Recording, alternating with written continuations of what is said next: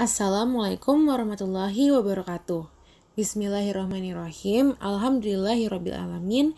Wassalatu wassalamu ala asyrafil anbiya'i wal mursalin wa ala alihi wa sahbihi ajma'in amma ba'du. Pada kesempatan kali ini, kelompok D akan mempresentasikan topik Agama Islam 2, yaitu upaya promosi kesehatan dalam perspektif Islam. Berikut merupakan anggota kelompok dari kelompok D, berjumlah 9 orang. Mari kita mulai dari pendahuluan. Islam merupakan agama yang sangat sempurna yang mengatur seluruh aspek kehidupan manusia, termasuk kesehatan. Dalam Islam, kesehatan merupakan hal yang penting. Islam menetapkan tujuan pokok untuk memelihara agama, jiwa, akal, dan juga keturunannya yang berkaitan dengan kesehatan. Upaya implementasi untuk meningkatkan kesehatan seseorang dapat dilakukan melalui promosi kesehatan. Promosi kesehatan didefinisikan sebagai the process of enabling peoples to increase controls over and to improve their health, yaitu proses yang memungkinkan seseorang untuk mengontrol dan meningkatkan kesehatan. Salah satu metode promosi kesehatan dalam Islam adalah penyampaian ajakan hidup sehat melalui dakwah yang dilakukan oleh para mubalik. Mubalik dapat diartikan sebagai orang yang menyampaikan atau menyiarkan ajaran-ajaran agama Islam kepada orang lain. Hal ini sesuai dengan firman Allah Quran Surat Ali Imran ayat 104 yang berarti, hendaklah ada di antara kalian segolongan umat yang menyeru kepada kebajikan, menyuruh kepada yang ma'ruf dan mencegah dari munkar. Mereka itulah orang-orang yang beruntung. Pada ayat ini Allah memerintahkan orang mukmin agar mengajak manusia kepada kebaikan, menyuruh perbuatan makruf, dan mencegah perbuatan mungkar. Untuk mencapai maksud tersebut, perlu adanya segolongan umat Islam yang bergerak dalam bidang dakwah yang selalu memberikan peringatan dan edukasi kepada mukmin lainnya. Dengan demikian, umat Islam akan terpelihara dan juga mendapatkan keselamatan di dunia maupun di akhirat. Promosi kesehatan merupakan suatu seruan untuk melakukan kebajikan, karena kesehatan juga merupakan hal dasar yang harus dimiliki seseorang agar bisa melakukan ibadah kepada Allah dengan baik. Hal ini juga sesuai dengan sabda Rasulullah SAW yang berbunyi, "Balighu anni walau ayah", yang artinya sampaikanlah dariku walau hanya satu ayat. Promosi kesehatan bukan hanya sekedar pendidikan atau penyuluhan kesehatan saja, tetapi juga merupakan suatu proses pemberdayaan masyarakat untuk memelihara, meningkatkan, dan melindungi kesehatannya. Nah, berikut merupakan konsep kesehatan menurut rukun Islam dan rukun iman.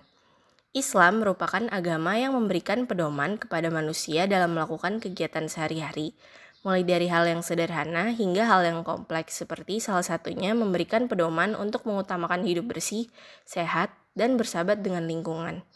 Dalam Quran Surat Al-Maidah ayat 6 disebutkan, "Hai orang-orang yang beriman, apabila kamu hendak mengerjakan sholat, maka basuhlah mukamu dan tanganmu sampai dengan siku, dan sapulah kepalamu dan basuh kakimu sampai dengan kedua mata kaki. Dan jika kamu junub, maka mandilah." Nah, secara tidak langsung, ayat tersebut telah memberikan anjuran kepada manusia untuk menjaga kebersihan dan menjaga kesehatan. Konsep kesehatan menurut rukun Islam yang pertama, membaca 2 kalimat syahadat. Keterkaitan antara syahadat dengan kesehatan adalah sebuah langkah awal terbentuknya komitmen pada diri sendiri dan sebagai bentuk kepercayaan terhadap ajaran-ajaran Allah dan Nabi Muhammad SAW, termasuk di dalamnya ajaran untuk menjaga kesehatan. Rukun Islam yang kedua, melaksanakan sholat 5 waktu. Keterkaitan rukun ini dengan kesehatan adalah dapat dilihat dari sebelum melaksanakan ibadah sholat. Umat Islam wajib mensucikan diri dengan berwudu. Rukun Islam yang ketiga, berzakat bagi mereka yang mampu. Memberikan sebagian harta kekayaan kepada orang lain tentu dapat membantu orang lain dalam mengurangi ketimpangan sosial yang terjadi di masyarakat.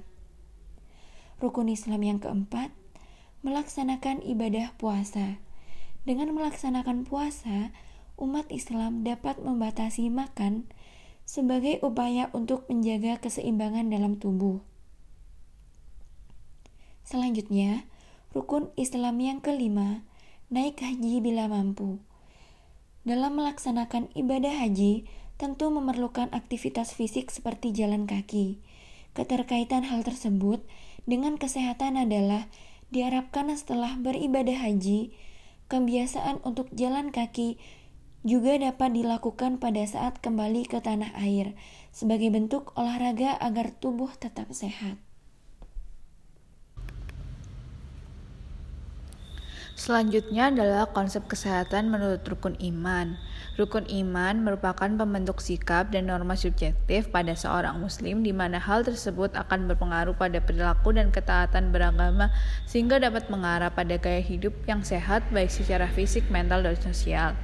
Menurut Rato DM, pada tahun 2015, keterkaitan rukun iman dengan kesehatan dapat dilihat dari dua sisi, yakni rukun iman sebagai hal yang dapat memperkuat ibadah dan kereligiusan seseorang sehingga dapat mengarah kepada unsur psikodinamis yaitu rasa ketenangan, harapan, serta emosi yang positif. Yang kedua, rukun iman dapat menciptakan suatu lingkungan yang mendukung dalam masyarakat karena konsepnya yang meliputi keterlibatan seorang muslim secara religius dan persaudaraan. Selanjutnya, strategi promosi kesehatan dalam perspektif Islam. Kebijakan nasional promosi kesehatan telah menetapkan 3 strategi dasar promosi kesehatan, yaitu gerakan pemberdayaan, bina suasana, dan advokasi, yang diperkuat oleh kemitraan serta metode dan sarana komunikasi yang tepat sesuai Depkes RI tahun 2006.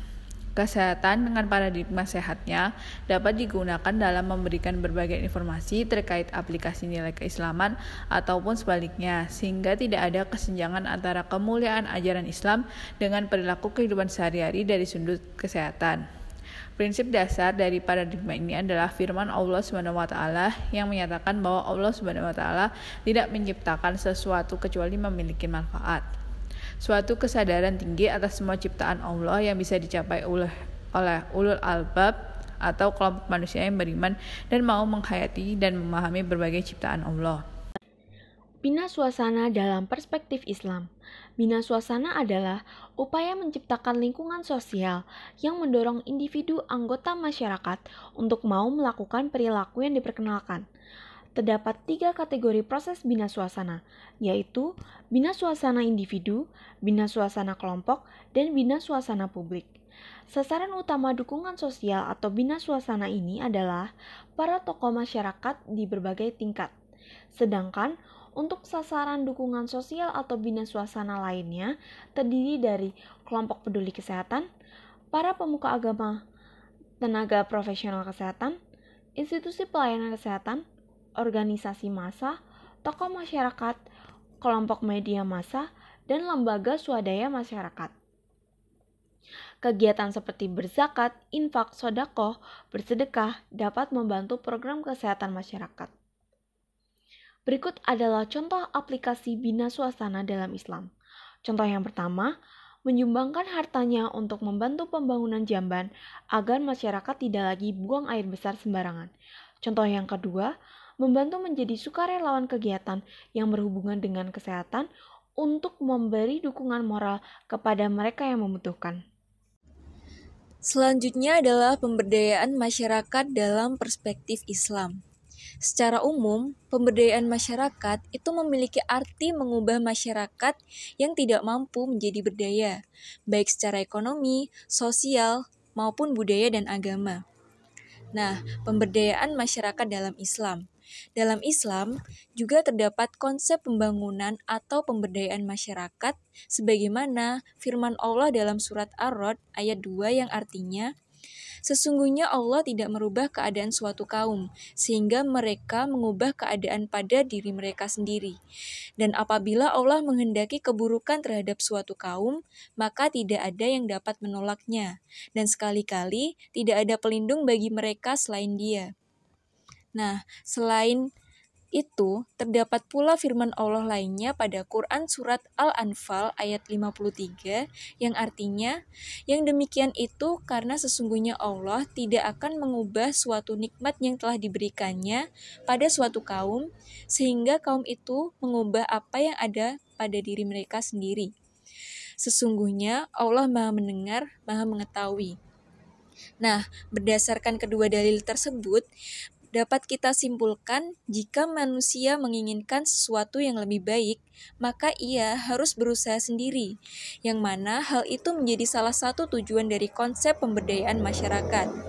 Nah, karena pemberdayaan masyarakat merupakan suatu metode peningkatan kemampuan masyarakat untuk menciptakan masyarakat yang mandiri dalam memenuhi kebutuhan hidup dan menyelesaikan masalah. Contoh aplikasi pemberdayaan masyarakat dalam Islam.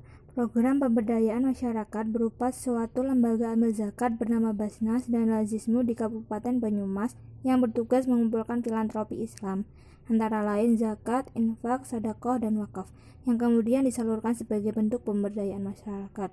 Ada dua macam bentuk penyaluran, yaitu secara konsumtif, antara lain pemberian kepada fakir miskin, fisabilillah, ibnu sabil, gorimin, mu'alaf, sarana dan prasarana, kemaslahatan umat, kegiatan ilmiah, benah rumah, pendidikan, pengobatan, dan bencana. Bentuk kedua yaitu produktif, diberikan dalam bentuk modal usaha atau hibah, modal usaha atau pinjaman atau dana bergilir, modal kelompok usaha kecil atau hibah atau bergilir, dan terakhir sarana prasarana usaha atau hibah. Selanjutnya ada advokasi dalam perspektif Islam. Definisi advokasi dalam bahasa Inggris yaitu advocacy berarti dukungan, pelindungan, bantuan atau dorongan. Sedangkan to advocate adalah memberikan support atau dukungan, memberikan pelindungan, dan mempromosikan. Dalam Kamus Besar Bahasa Indonesia, advokasi sendiri mempunyai arti yaitu pembelaan. Advokasi dalam Islam. Tradisi advokasi pada dasarnya bukan tradisi yang baru dalam Islam, bahkan memiliki akar sejarah yang panjang sejak zaman Nabi Muhammad SAW. Dengan melihat contoh advokasi terhadap hak kepemilikan tanah dan perlakuan tidak manusiawi pada masa perbudakan di zaman Nabi SAW, seperti kisah Abu Bakar As-Siddiq dan Bilal bin Rabah, di mana pada saat itu Bilal masih menjadi budak dari seorang hamba bangsawan kufar Quraisy yang menyiksanya dikarenakan Bilal menyatakan bahwa beliau telah beriman kepada Allah. Posisi Bilal sebagai budak dalam sistem sosial saat itu tidak memungkinkan orang lain untuk ikut campur tangan. Kekuasaan atasnya berada di tangan tuannya. Maka untuk membebaskan Bilal dari penyiksaan, Bilal dibeli oleh Abu Bakar As-Siddiq dan selanjutnya dimerdekakan. Advokasi merupakan gerakan sosial yang memiliki landasan teologis yang amat kuat. Advokasi dalam Islam tidak lain dari manifestasi kepedulian yang menjadi keharusan untuk bergerak, baik melalui gerakan sosial, tuntutan, atau desakan, atau setidaknya hati ketika menyaksikan ketidakadilan di muka bumi. Contoh aplikasi advokasi dalam Islam. Tenaga kesehatan dapat melakukan advokasi kepada stakeholder seperti Dinas Kesehatan, Badan Pengawasan Obat dan Makanan, serta Majelis Ulama Indonesia untuk menguji keamanan dan kehalalan vaksin untuk dikonsumsi oleh masyarakat dan juga mendukung pengeluaran kebijakan untuk melakukan wajib imunisasi pada bayi dan balita. Terkadang, permasalahan halal atau haramnya suatu vaksin imunisasi masih diragukan oleh beberapa golongan masyarakat dikarenakan bahan yang digunakan dalam pembuatan vaksin apakah mengandung unsur-unsur yang haram atau tidak. Dalam hal ini, tenaga kesehatan perlu mengadvokasikan Badan Pengawas Obat dan Makanan dan Majelis Ulama Indonesia, terutama terkait dengan pengujian bahan yang terkandung dalam vaksin imunisasi apakah halal atau haram, sehingga jelas dan dapat meyakinkan masyarakat. Selanjutnya yaitu penerapan upaya promosi kesehatan menurut Islam. Dalam agama Islam, sejak dulu sudah mengajarkan kepada umatnya bahwa berperilaku bersih dan sehat merupakan hal yang sangat penting. Oleh karena itu, diperlukan suatu upaya promosi kesehatan dalam rangka meningkatkan derajat kesehatan masyarakat. Promosi kesehatan merupakan suatu kegiatan mengajak untuk melakukan kebaikan karena kesehatan merupakan hal dasar yang harus dimiliki seseorang agar dapat melakukan ibadah kepada Allah dengan baik. Berikut adalah beberapa contoh atau tuntunan kesehatan yang terdapat dalam Al-Quran dan hadis dalam upaya menjaga dan meningkatkan kesehatan masyarakat yang didorong oleh Islam. Antara lain contohnya yaitu untuk menjaga kesehatan makanan, tata makanan, pencegahan penyakit menular melalui karantina, serta kebersihan individu dan sanitasi. Baik, yang selanjutnya contoh aplikasi promosi kesehatan masyarakat dalam Islam. Kegiatan promosi kesehatan yang dilakukan yakni promosi kesehatan tentang kanker serviks dan deteksi dini kepada ibu-ibu pengajian. Kegiatan dimulai dengan pemutaran film, diteruskan dengan diskusi interaktif. Selain itu, dijelaskan juga mengenai upaya menjaga kesehatan reproduksi jasmani maupun rohani. Untuk menjaga kesehatan jasmani organ reproduksi dilakukan dengan menghindari faktor resiko seperti menggunakan pakaian dalam yang mampu menyerap kelembapan, serta membersihkan alat kelamin dengan benar dan memastikan air yang digunakan bersih.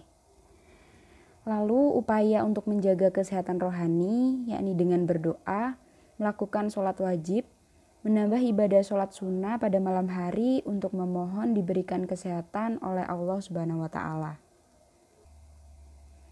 Berdasarkan yang telah disampaikan sebelumnya, dapat diambil kesimpulan bahwasanya Islam merupakan agama yang mengatur seluruh aspek kehidupan manusia, termasuk kesehatan. Cukup banyak ayat Al-Quran ataupun hadis Nabi yang menganjurkan umat Islam untuk mengutamakan kebersihan dan kesehatan. Begitupun dengan rukun Islam dan rukun iman. Upaya untuk mengimplementasikan hal tersebut adalah dengan melakukan promosi kesehatan. Strategi promosi kesehatan dalam perspektif Islam ada beberapa, yaitu bina suasana, advokasi, dan pemberdayaan masyarakat. Tuntutan kesehatan dalam Al-Quran maupun hadis adalah dengan personal hygiene dan sanitasi, pencegahan penyakit menular melalui karantina, serta menjaga kesehatan tata makanan. Sekian presentasi dari kelompok D mengenai upaya promosi kesehatan dalam perspektif Islam. Berikut daftar pustaka ataupun referensi yang kami gunakan. Kurang lebihnya mohon maaf, semoga bermanfaat. Wabillahi taufiq wal hidayah, waridho wal inayah. Wassalamualaikum warahmatullahi wabarakatuh.